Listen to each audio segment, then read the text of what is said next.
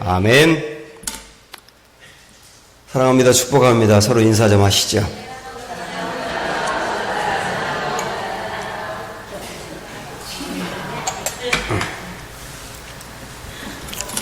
네, 새벽마다 잘 나와주셔서 정말 감사하고, 여러분 좀 조금만 더 힘내시면 될 겁니다. 아멘. 예. 하나가 둘이 되고 둘이 하나 되라, 이런 제목입니다. 제가 그 교육전도사로 부평에 있는 교회를 다닐 때 그 교회 그 올게임 반주하는 자매가 있었는데 저에게 한 번은 좋은 남자를 좀 소개시켜달라 그러더라고요.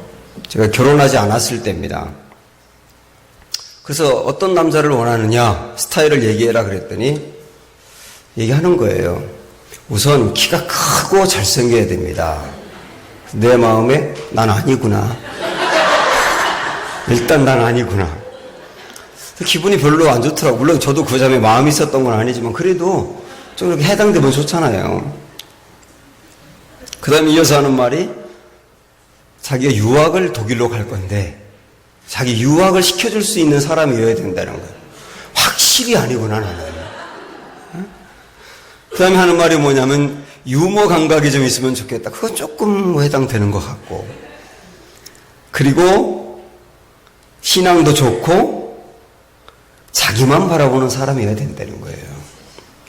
제가 그때는 교육전도사 때라서 요즘 뭐 만약에 그런 얘기 들었다면 우리 한번 기도해 봅시다 그럴 텐데, 그때는 뭐라고 그랬냐면 좀 화가 나기도 하고 해서 그런 남자가 있으면 왜 선생님하고 결혼하겠어요. 그랬더니 한 달 동안 제 얼굴을 안 보더라고요. 이렇게 누구나 결혼 상대자를 고를 때도 그렇고 또 결혼하고 나서도 내 배우자는 최상이길 원하는 거예요. 자기는 최상이 아니면서 상대방은 최상이길 원한단 말이죠. 그래서 이제 가정에 어려움이 많은 겁니다. 여러분, 그 부부를 창세기에 보면 우리 주님이 아담과 하와를 만나게 하면서 부부로 만나게 했다고 말하지 않고요. 뭐라고 말하죠? 돕는 배필로 만났다, 이렇게 표현하고 있어요. 부부라는 말을 쓰지 않고 돕는 배필이란 말을 쓰고 있단 말이죠. 돕는 배필은 쉽게 해석하면 뭐냐면 더 나은 반쪽입니다. 그 말은 애초부터 아담이 창조될 때부터 완전한 모습으로 창조되진 않았다는 얘기죠.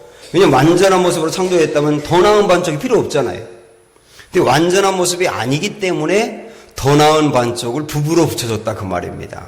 그래서 가정은 뭔가 부족하고 허물이 많고 뭔가 문제가 있는 사람이 가정 안에서 더 나은 반쪽을 통하여서 다듬어져서 더 좋아져 가는, 이게 이제 부부다라고 볼 수가 있는 겁니다. 가정은 쉬어야 될 곳이거든요. 쉼을 얻고 안식을 얻는 곳. 근데 많은 가정이 안식을 얻는 게 아니라 더 피곤해요. 가정 안에서. 그리고 가정은 외로우면 안 되는 곳입니다. 하나님이 천지를 창조하고 다 좋았는데 아담이 혼자 있는 것은 안 좋다 그랬어요. 그 말은 뭐냐면 외로운 것을 보고 하나님이 싫었다는 겁니다. 그래서 만든 게 가정이라고 한다면 가정은 무조건 외로우면 안 되는 곳입니다. 외롭지 않게 하려고 만든 곳이 가정이니까. 근데 많은 가정이 부부로 함께 사는데 심리적인 이혼 상태로 살아요. 몸은 같이 살긴 사는데 마음은 이혼한 것처럼 살다 보니까 외로움을 많이 느낀단 말입니다. 남자로 본다면 내 가정을 부양하기 위해서 정말 뼈 빠지게 일을 하고 그냥 가정 돌보겠다고 일만 하다 보니까 부부간의 대화도 좀 부족했고, 그 다음에 이제 아이들도 잘 챙기지 못하고, 그런데 그게 이제 골이 깊어지다 보니까 나중에 죽도록 고생하고 집에 들어왔는데 아내도 반기지 않고, 그 다음에 아이들은 아빠가 오자마자 자기 방으로 들어가고, 그러면요 어떤 생각이 드느냐면 내가 이런 대우 받으려고 이렇게 뼈 빠지게 일했나? 이런 생각이 들면서 굉장한 외로움이 몰려오게 되거든요. 그래서 외로우면 절대로 안 되는 곳이 가정인데 오늘날에 상당히 많은 가정이 가정에서 외로움을 느끼고 있다. 이런 문제가 있는 거예요. 또 하나는 가정은 소속감이 있어야 되는 겁니다. 사람이 소속감이 생기지 않으면 방황하게 돼 있거든요. 그래서 내가 힘들고 고생해도 집이 있다는 것, 돌아갈 집이 있다는 게 소속감을 주는 거거든요. 그래서 돌아갈 집을 생각하면 이렇게 뭔가 평안해야 되고 뭔가 이렇게 안정감이 와야 되거든요. 근데 집을 생각하면 평안하지 않고 뭔가 이렇게 자꾸 이렇게 어두워지고 그러는 가정들이 있단 말이죠. 집에 들어가면 내가 부족해도 인정받고 사랑받고 그래야 되는데 가정 안에서 그런 걸 못 받다 보면은 어떤 사람들은 불륜에 빠지는 것 같더라고요. 왜냐하면 가정 안에서 인정을 못 받는데 나를 인정해주는 여자가 있을 때 그냥 혹 빠져버리는 경우도 있더란 말이죠.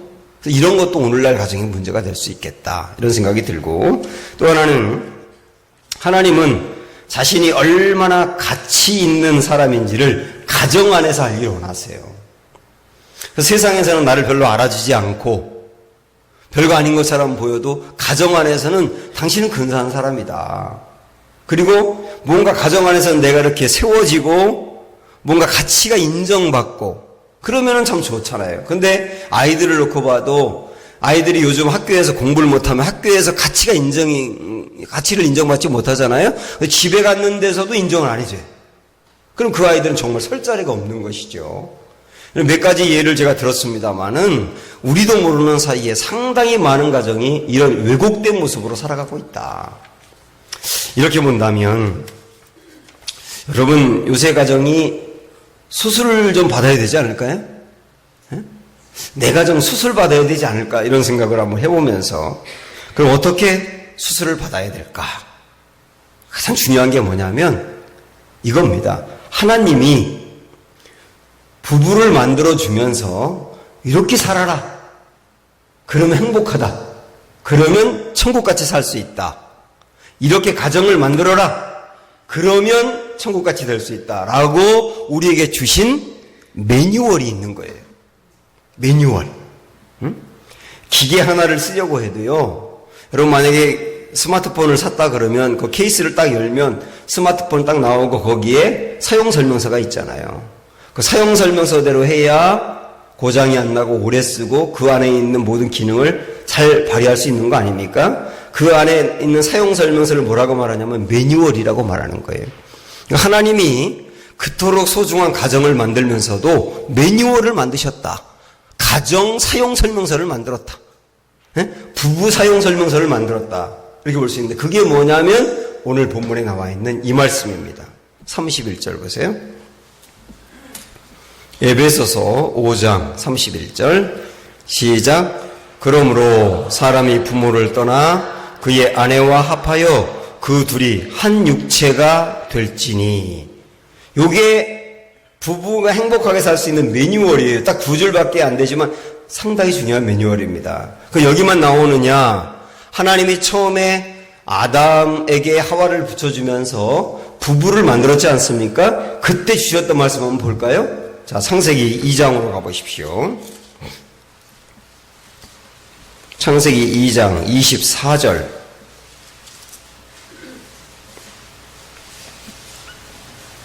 창세기 2장 24절.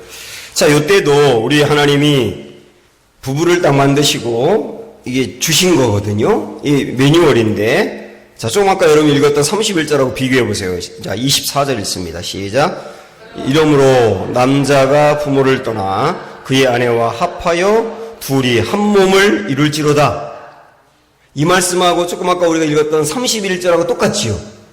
그러니까 하나님이 처음 가정을 만들었을 때 주셨던 말씀하고 오늘 바울이 가정의 부부의 행복을 위해서 주었던 말씀하고 똑같은 말씀입니다. 여기만이 아니고 우리가 찾지 않겠습니다만은 마가복음 10장에 봐도 우리 예수님이 부부는 이렇게 되어야 된다고 주셨던 말씀도 이거하고 똑같아요. 그러니까 하나님이 처음 가정을 만들면서 주셨던 말씀, 예수님이 가정을 이래야 된다고 주셨던 말씀, 그리고 바울이 오늘 말씀에서 강조한 것이 다 똑같단 말입니다. 요게 매뉴얼이에요. 그럼 이 매뉴얼이 이제 달랑 두 줄인데, 자, 이제 31절 오늘 말씀 다시 가보셔서 여기 보면 세 개의 이 동사를 우리가 좀 보셔야 되는데, 첫째, 떠나. 둘째, 합하여. 셋째, 한 육체가 될지라. 이 말은 뭐냐면 한 몸이 되라, 이런 말씀이죠. 떠나라, 합하라, 한 몸 되라. 이게 이제 매뉴얼이란 말이에요. 그래서 이거를 한번 저처럼 손을 이렇게 내밀어 보세요. 여기 손 이제 붙여보세요. 일단 이게 하나였어요. 하나. 부모와 자녀가 하나인 관계였어요. 첫 번째, 이 부모를 떠나라. 해보세요. 떠나라. 둘이 됐죠. 예? 부모에게서 분리됐으니까 둘이 됐죠. 근데 새로운 배우자를 만나서 합하라. 그 다음에 한 몸이 되라. 이런 관계예요. 떠나라, 합하라, 한 몸 되라. 시작. 떠나라, 합하라, 한 몸 되라. 요게 이제 부부 매뉴얼이라고 볼 수가 있는데, 자, 이게 얼마나 중요한지 하나하나 보도록 하겠습니다. 먼저, 떠나라, 이런 말씀이 나와 있는데, 부부는 뭐냐? 부부는 부모를 떠나는 것부터 시작을 하는 겁니다. 그래서 결혼이라고 하는 것은 뭐냐면, 떠나는 것부터 시작하는 거예요. 그래서 결혼하는 당사자는 결혼하는 순간 나는 부모를 떠났다고 생각하는 거고, 자녀를 시집 보내고 장가 보내는 부모님들은 떠나보냈다. 본인들은 떠났다, 부모님은 떠나보냈다. 이렇게 생각하며 시작하는 게 결혼이고 부부라. 이렇게 말씀하고 있지 않습니까? 조은숙이라고 하는 그 여자분이 남편하고 결혼하고 나서 정말 실컷 싸웠답니다. 실컷 싸우고 아주 이혼 직전까지 가고 그랬던 부부였는데, 극적으로 이게 봉합이 돼서 하나 돼가지고 가정 부부관계가 아주 완전히 회복이 됐다는 거예요. 그리고 그분이 자기의 경험을 이제 이 책에 쓴 걸 제가 정리해 봤는데, 우리들의 거듭난 결혼 이야기라고 하는 이 책인데, 이 책에서 이 조은석 씨가 뭐라고 말을 하냐면, 자기 부부가 그렇게 싸우게 된 가장 중요한 원인은 한 침대에서 6명이 살았기 때문이라는 겁니다. 이게 무슨 말씀인지 아시겠어요? 한 침대에서 6명이 살았답니다. 집이 조그마가지고 6명이 살았다 그 말이 아니에요. 원래 그 한 침대 안에서는 부부가 함께 살아야 되는데, 남자는 자기 엄마 아빠를 데리고 오고, 아내는 자기 또 엄마 아빠를 데리고 와서 6명이 그 침대에서 함께 사는 것처럼 영향을 받았다는 거예요. 여자는 자기 부모님의 영향을 결혼하고 난 뒤에도 받고, 남편은 또 자기 부모님의 영향을 결혼하고 난 뒤에도 받고, 그래서 결혼하기 이전에 살아오던 패턴이라든지 그 문화라든지 거기서 벗어나지 못하고 새로운 사람을 만났는데도 항상 이전 그 모습대로, 아내는 아내대로 그렇게 하니까 6명이 산 거나 마찬가지예요. 그러다 보니까 문제가 됐다, 이렇게 말하거든요. 결혼했다면 떠나야 되는데, 재정도 떠나야 되고, 정신적인 영향력도 떠나야 되고, 그 다음에 부모들은 떠나보내야 돼. 재정도 떠나보내야 되고, 영향력도 떠나보내야 되고. 그래서 여기 우리 부모님들이 많이 계시지만은, 여러분 섭섭해도 그걸 받아들이셔야 된다고 보거든요. 뭐냐면, 결혼하기 전에는 부모와 자녀 관계가 제일 중요했죠. 그런데 결혼하고 나면 부부 관계가 부모 자녀보다 더 중요한 거예요. 이걸 받아들이셔야 된다니까요. 이걸 받아들이셔야 된다고요. 우리 권사님들도 결혼하고 난 뒤에 내 아들이 결혼했다 그러면 결혼하는 순간 이제는 쟤네 부부가 제일 중요한 거야. 우리와의 관계는 그 다음이야. 이렇게 받아들이셔야지 떠나보내는 겁니다. 근데 이걸 안 받아들이면 분명히 결혼해서 이미 떠났는데도 자꾸 자기 수중에 두려고 한단 말이에요. 부부들은 갈등이 있으면 자기 부모에게 연락하면 안 됩니다, 사실은. 왜냐하면 여자들은 만약에 남편과 갈등이 있을 때 자기 엄마 아빠에게 얘기하면 자기 엄마 아빠는 딸 편을 들 수밖에 없잖아요. 딸의 입장에서밖에 생각을 못 하잖아요. 아들 부모님들은 아들의 입장에서밖에 생각을 못 한단 말이죠. 충고하는 것이 내 자녀 쪽에서 서서 충고하니까 갈등이 더 심해지는 거예요. 그래서 결혼했다면 자녀들이 콩이 되든 밥이 되든 어떻게 살든 그냥 놔두고 본인들이 해결하게 해야 되는 겁니다. 부모는 뒤에서 기도해야 되는 거죠. 만약에 관여하고 싶으면 어떻게 관여하면 되냐면, 딸 부모님들은 사위 편을 들면 되는 거예요. 그리고 아들 부모님들은 며느리 편을 들면 되는 거예요. 제가 있던 교회에서 하나밖에 없는 딸을 키운 이 권사님 부부가 있는데, 이 딸 하나밖에 없기 때문에 그렇게 기해서 이제 사위감이 마음에 안 들어가지고 그렇게 반대를 심하게 했었거든요. 근데 뭐 딸이 결혼한다고 죽고 못 산다고 하니까 끝내 이제 허락을 해줬는데, 갈등이 생기니까 이 딸은 엄마한테 얘기하고, 그 엄마는 이걸 문제를 해결하려고 하는 쪽이 아니라 자꾸 안 되는 방향으로 자꾸 얘기를 하는 거예요. 사위에게 자꾸 충고하고. 그러니까 갈수록 멀어져가지고 나중에는 이 부모님들 때문에 관계가 더 멀어져서 아예 그냥 가정이 깨져버렸어요.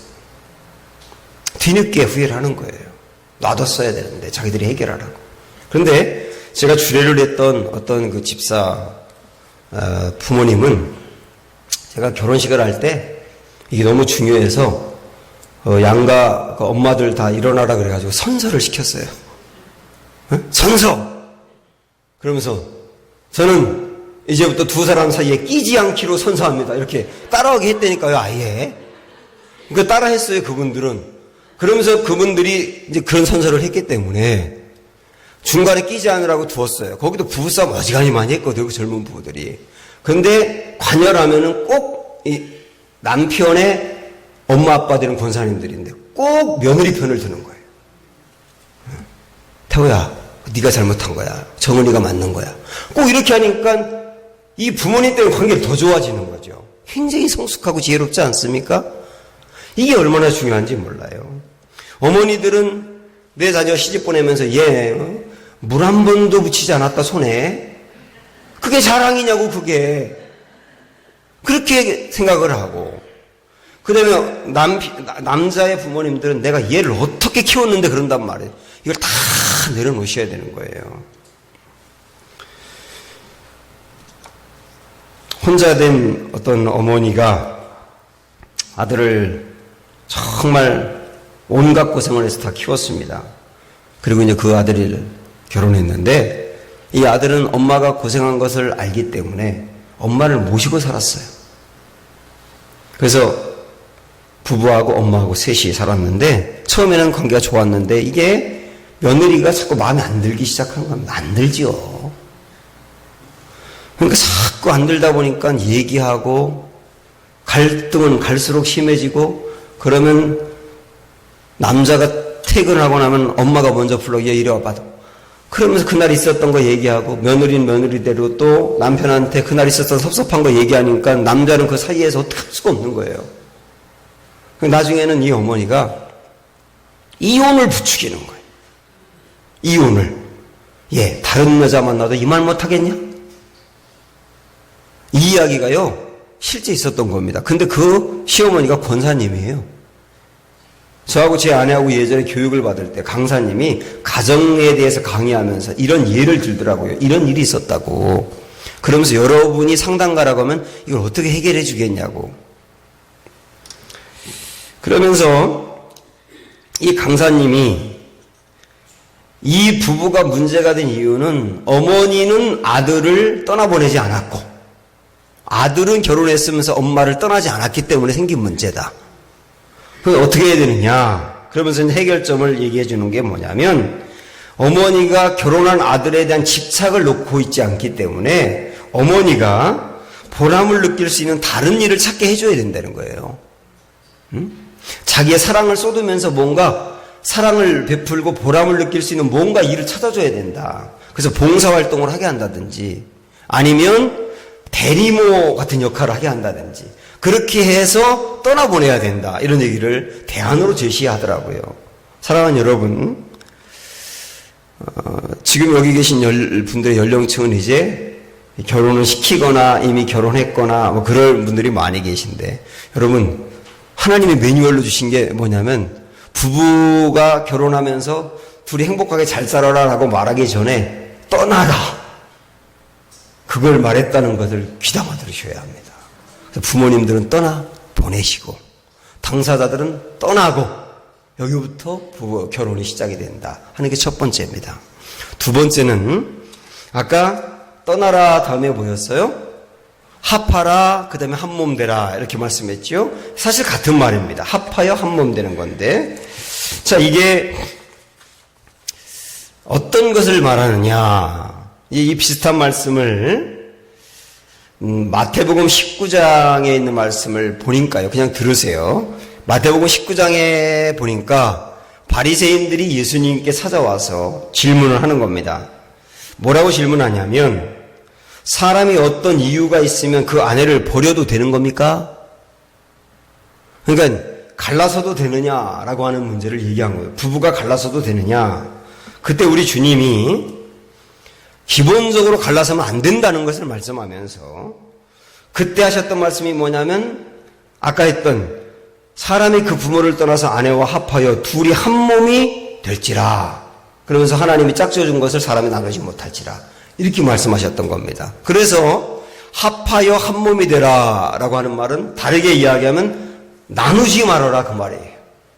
기본적으로 이게 주님의 말씀입니다. 나누지 말아라. 물론 요 19장의 9절에 보면 한 가지 예외를 두긴 뒀어요. 내가 너희에게 말하노니 누구든지 음행한 이유 외에 아내를 버리고 다른 데 장가드는 자는 간음한 행위라. 그러니까 음행한 일이 있을 때는 어느 정도는 용납을 하셨지만 그거조차도 음행한 일이 있다고 무조건 이혼해라 이렇게 말씀한 건 아니거든요. 그런 일이 있을 때는 어쩔 수 없을지 몰라도 이혼 자체를 주님이 안 된다고 말씀하시고 있다. 그런 얘기죠. 결국 그래서 나누지 말고 하나가 되고 연합되라. 이게 주님의 기본적인 말씀입니다. 그게 합하여 하나 되라 이 말인데요. 그러면 어떻게 합하여 하나가 될 것이냐. 이게 굉장히 중요하지 않습니까? 그래서 31절에서 합하여 하나 되라 이렇게 말씀했지만 그 앞에 이제 21절부터 쭉 긴 말씀을 주님 하셨던 거예요. 우리가 잘 알고 있는 말씀. 자, 이제 보실까요? 5장 21절 거기 보시면 지난주 우리가 들었던 말씀하고 연관되는데, 제가 지난주 말씀드렸죠? 성령으로 충만함을 받은 사람이 성령 충만한 모습이 어떻게 나타나냐고 얘기했냐면 몇 가지 중에 하나가 서로 복종한다. 서로 복종한다. 성령 충만 받은 사람은 서로 복종한다. 그러면서 제일 첫 번째 예가 부부 얘기를 한 겁니다. 부부간에 서로 복종한다. 그래 그 말이죠. 자, 22절 아내들이여부터 이제 읽겠는데, 이 남자들이 제일 좋아하는 성경 구절이 22절입니다. 눈이 번쩍 뜨이죠. 22절 한번 볼까요? 아내들이여 자기 남편에게 복종하기를 주께 하였다. 이보다 좋은 말씀이 어딨냐고요. 그 아내들에게는 남편에게 복종해라. 이게 이제 합하여 하나가 될 수 있는 비결을 말씀한 거예요. 복종해라. 그리고 여기서 복종하라는 말이 뭘까? 이 복종하라는 말을 기억하고 이제 33절로 가보십니다. 33절 마지막. 주님이 이제 바울을 통해서 정리하셨던 결론인데요. 33절 시작. 그러나 너희도 각각 자기의 아내 사랑하기를 자신같이 하고, 그 다음에 뭐라고 말씀했냐면 아내도 자기 남편을 존경하라. 이게 결론이거든요. 그러면 이렇게 정리할 수가 있습니다. 22절에서는 아내들에게 남편에게 복종하라 그랬죠. 33절 결론에서는 남편을 존경하라 그랬죠. 그럼 복종이라는 의미가 존경이라는 말이라는 걸 알 수 있어요. 존경이라는 의미를. 그래서 둘이 합하여 하나가 되고 천국 같은 가정이 되기 위해서 아내들이 중요한 건 뭐냐면 남편을 존경하는 마음을 가져야 된다 하는 겁니다. 부족해도 남편으로 세워준 것 자체의 권위를 인정하며 존경해야 한다. 이게 이제 기본적인 주님의 말씀이고요. 그 다음에 이제 남편들에게 주신 말씀은 뭐냐면, 자, 보세요. 이제 25절 읽어보실까요? 시작. 남편들아, 아내 사랑하기를 그리스도께서 교회를 사랑하시고 그 교회를 위하여 자신을 주심같이 하라. 남편들에게는 아내를 사랑하라고 얘기했는데 그 사랑의 수준과 정도가 어느 정도냐면 예수님이 교회를 사랑하는 정도라는 겁니다. 예수님이 교회를 사랑하는 정도. 그 예수님이 교회를 사랑하는 정도가 어느 정도였느냐면 교회를 사랑하여 자기 목숨을 내어놓으셨다 그 말이에요. 여기서 말하는 교회는 성도 한 명 한 명을 생각하시면 됩니다. 그러니까 우리 예수님은 성도 한 명 한 명을 얼마나 사랑했는지 자기 하나밖에 없는 목숨을 내줄 정도로 사랑했다. 근데 남편에게 말씀하는 겁니다. 남편들아, 아내를 어느 정도 사랑해야 되느냐면 이 정도 사랑하라. 이 정도 사랑해라. 예수님이 교회를 위하여 자기 자신을 내어준 같이 사랑해라. 그러면서 남편이 아내를 사랑해야 될 말씀을 쭉 길게 이어서 하시면서 자 32절로 가보세요. 32절 시작. 이 비밀이 크도다. 나는 그리스도와 교회에 대하여 말하노라. 이렇게 또 결론을 내고 있단 말입니다. 남편과 아내의 관계를 말하면서 그리스도와 교회가 이 정도 관계다. 그러니까 어떤 뜻이냐면요. 여러분도 부부 간에 가장 사랑이 깊었을 때가 있잖아요. 그때의 그 완전히 하나 되고 정말 사랑했던 그 관계 같은 그런 관계가 교회와 예수님과의 관계라는 거예요. 그 정도 친밀한 관계가 부부 관계가 되어야 된다 또 그 말입니다. 그러려면 남편이 아내를 예수님이 교회를 사랑하여 자기 목숨을 주신같이 사랑해야 된다. 이렇게 말씀하고 있는 겁니다. 사랑하는 여러분, 요게 이제 주님이 주신 매뉴얼이라고요. 가정은 이 내 내면이 치유를 받을 수 있는 영혼의 병원인데, 그러려면 남편은 기본적으로 아까 존경하라 그랬지 않습니까? 존경하라. 이게 남편의 특성을 잘 살린 말씀이에요. 남자들은요, 인정받고 신뢰를 받을 때 사랑을 받았다고 생각을 하는 겁니다. 아내들은 사랑받고 관심을 받을 때 사랑받았다고 생각을 하는 거예요. 이게 아주 중요한 겁니다. 많은 부부들한테, 여기 우리 남편들한테만 물어보겠습니다, 제가. 여기 계신 남편들 잠깐 저를 보실까요?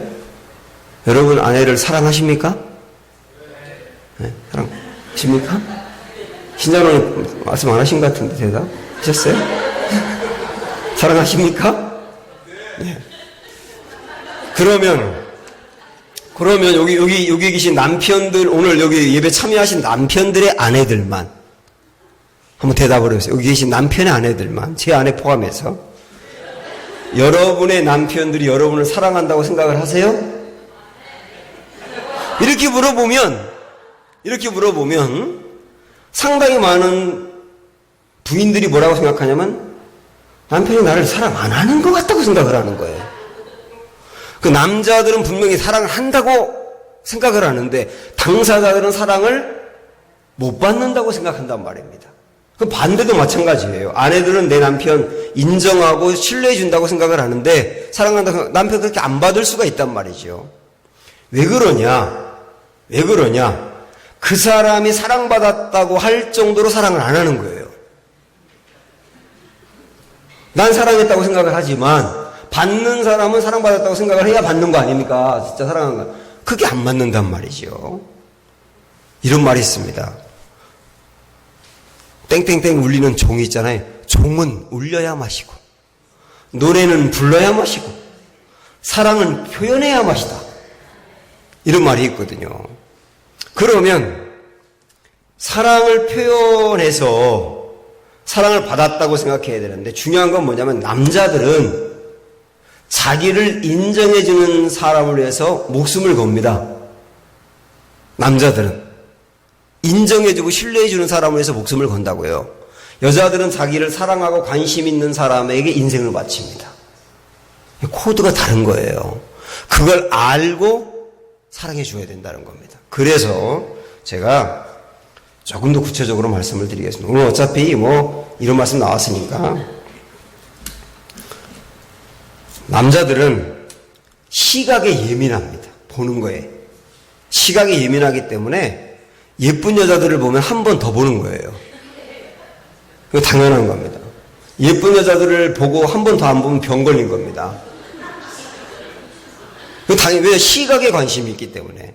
여자들은 청각에 관심이 있어서 듣는 것으로 행복을 얻어요. 그래서 여자들한테는 자꾸 사랑한다고 말을 해줘야 되는 거죠. 남자는 일에 관심이 있습니다. 근데 여자들은 관계에 관심이 있어요. 그래서 저희 부부도 그렇더라고요. 대화하다 보면요. 꼭 둘이 뭐 대화하다 보면 꼭 저는 교회 얘기를 해요. 목회 얘기를 한다고요. 왜냐하면 일에 관심이 있으니까. 근데 제 아내는 옛날 우리 데이트할 때 그때 그거 갔던 데 생각나? 이런 얘기를 꼭 해요. 맨날 옛날 얘기 뭐하래? 전 그렇게 생각하는데 제 아내는 그게 관심인 거예요. 다르다니까요. 이걸 서로 여러분 아셔야 된단 말입니다. 남자는 생각이 많고 여자는 대화가 많아요. 그래서 여자들은 하루에 25,000 말을 해야 스트레스를 안 받는답니다. 네? 25,000개 말을 해야 된다는 거예요. 그래서 남편이 이제 집에 돌아오면 막 말을 하는 거예요. 막 말을 하는데 앞뒤가 없기도 하고 결론이 없기도 하고 그러잖아요. 그럼 남편은 꼭 뭐라 그러면 그 결론이 뭔데? 이렇게 말하면 안 되는 거예요. 그냥 말하고 싶다는 거거든. 그거 무슨 결론이 있어야 되는 건 아니고 그냥 놔두면 말하다가 본인이 결론 없고 끝나거든요. 근데 그 남편들은 결론이 뭐냐고 이렇게 나간단 말이에요. 그래서 남편은 어떤 분이 그런 얘기를 하더라고요. 그분 참 그 남편 아내를 사랑한다고 생각했는데 그분은요 직장에서 에너지의 90%를 쓰고 가정을 위해서 10%를 남겨둔답니다. 그리고 10%는 돌아와서 아내의 말을 들어주고 대화하는 데 쓴다는 거예요. 그분은요 전 깜짝 놀랐어요. 진짜 그런지 모르겠어요. 완전히 직장에서 너무 탈진할 정도로 에너지를 100% 쓰면 집에 들어가기 전에 차에서 30분 자고 들어간대요. 에너지 회복한 다음에 대화하려고. 야, 또 괜히 이런 얘기 하면은 또 부인들은 그런 남자가 있더라고 그러면서 또 이제 그 대화에 관심이 있다 아내들은. 근데 여러분 아내들은 또 남편의 뭘 알아야 되느냐면 이런 게 있어요. 남성에게는 자아 동굴이라는 게 있습니다. 그게 뭐냐면 남자들은 스트레스를 받거나 힘들고 어려울 때 혼자 있고 싶어 합니다. 그래서 멍하니 앉아가지고 TV를 보기도 하고요.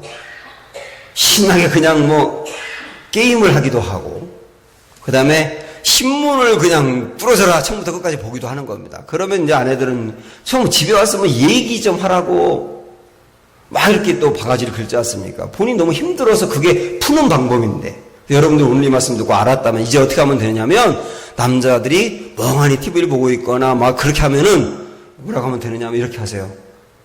여보 동굴에서 쉬세요. 이렇게 하면 되는 거예요. 그게 그분이 풀어가는 방법이라니까요. 서로를 좀 알아야 되겠다는 겁니다. 오늘 주님은 매뉴얼을 주시면서 떠나라.